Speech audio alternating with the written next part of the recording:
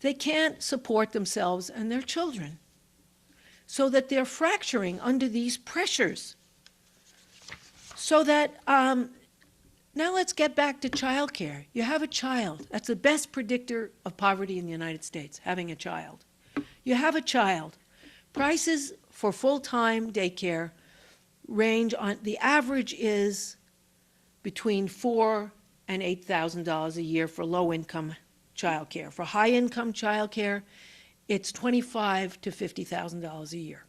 It's the price of a tuition at a prestigious college. I have a friend who's a lawyer in San Francisco, and because she has 2 children in the same daycare, she has, which is an excellent daycare in San Francisco, her bill is $43,000 a year, which she thinks of as quite a bargain because she has 2 children there and is a person of color, so they give her a break. Great. So now imagine this where the parents are unemployed, because we have to imagine every hour between 700 and 800 people in the United States are laid off. Every week, 120,000 jobs are lost. So that, and none of the things they're doing are going to change it. Helping the banks, who are not going to be able to lend to anybody because no fool is going to start a new business now, and if they would, they wouldn't be creditworthy. So that they're enriching themselves, but it's not going to help. Massive job loss.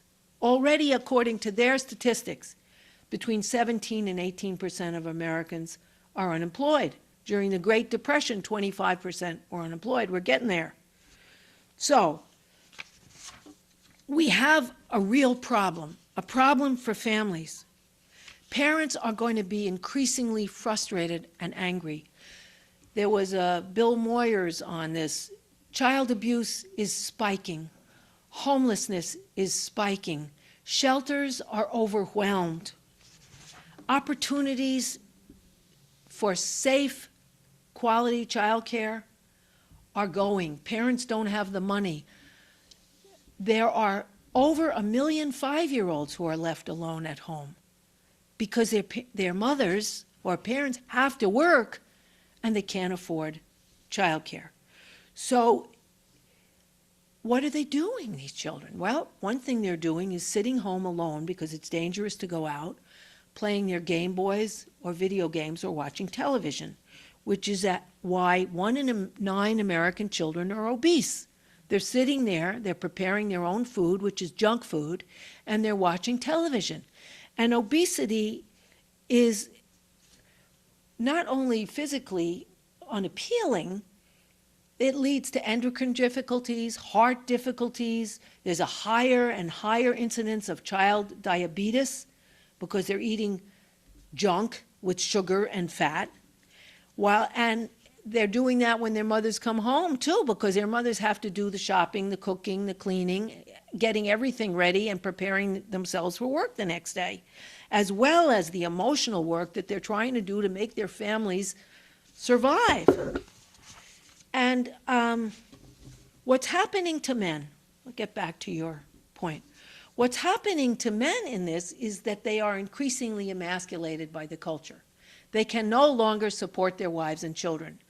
4 out of the 5 jobs that have been lost since 2007, according to the Bureau of Labor Statistics, are the higher paid jobs, male jobs.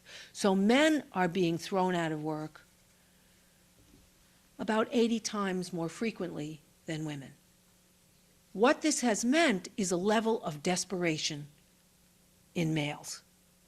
And what happens with that desperation? Americans are not doing what their Greek counterparts have done, demonstrating and bringing down their government. They haven't done what is destabilizing the governments of Latvia, the Czech Republic, or what's the other one, Hungary. They're not there screaming and demanding jobs. What they're doing is increasingly being desperate, and 72 people have been killed in 1 month by men. Most of them because their wives are leaving them and they're angry. The second most frequent Motivation is losing a job. Can you imagine if Al-Qaeda had killed 72 Americans in a month? They'd have $1 billion on this problem. But it's 72, many killing all their children and their wives. So that there is obviously, a problem. There's an additional problem for men, since you asked that question, even though it wasn't what I wrote down. I'm going to talk about it, which is that when there's a problem, men statistically fight. They have fight or flight. They fight or run. Women, when we have a problem, connect, mainly with other women. Call another woman, talk to another woman, talk to your kids, get with another person. And so that in these tragic times, women are connecting with each other. They're not connecting politically to create a counterforce, because another thing that happened in a parallel fashion since 1970 is every form of social organization began to atrophy, whether it's bridge clubs or bowling leagues or PTAs or library groups or unions or political groups. People have become more and more overworked, exhausted, and isolated.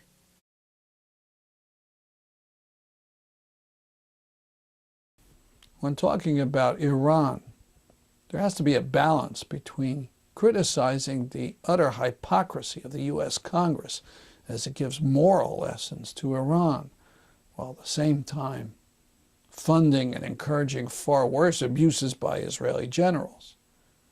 And on the other hand, we want to support the Iranian people who are sick of decades of religious dictatorship and a basic lack of worker rights.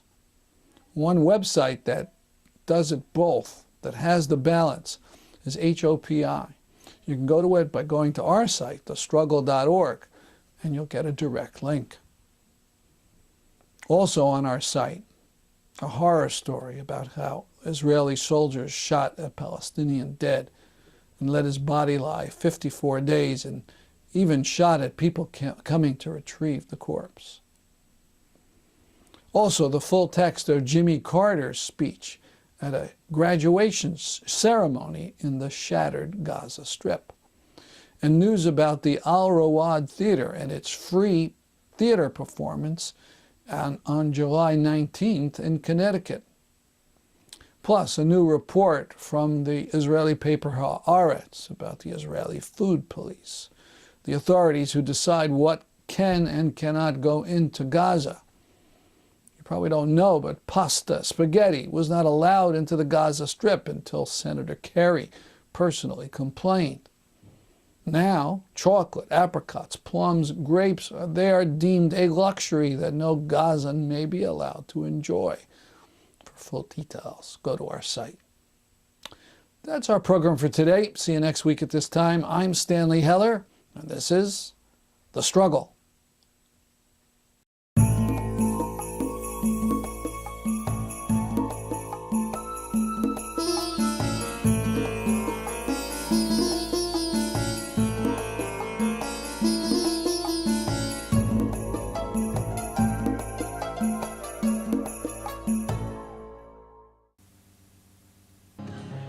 We've got a situation and it calls for a solution that upholds our domination of the planet.